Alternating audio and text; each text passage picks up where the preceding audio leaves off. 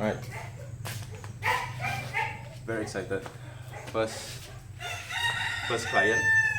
First client had some chairs repaired and done, and there's a table that needs to be restored.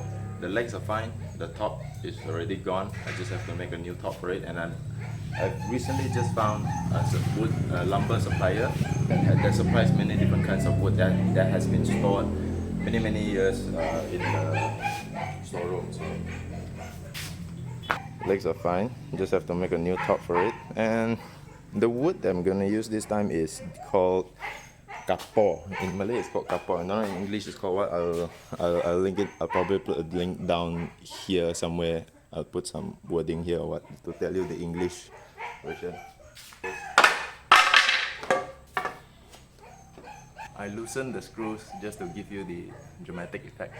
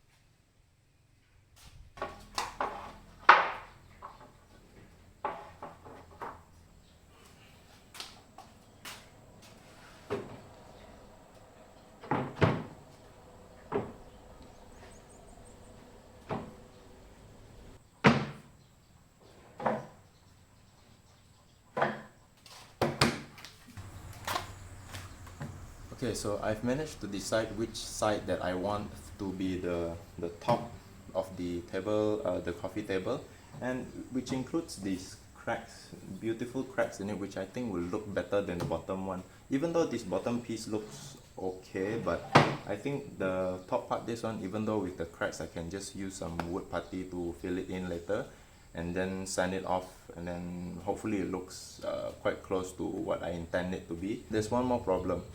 It's regarding this terrible bowing. It's not that bad, but I think I know how to fix this later.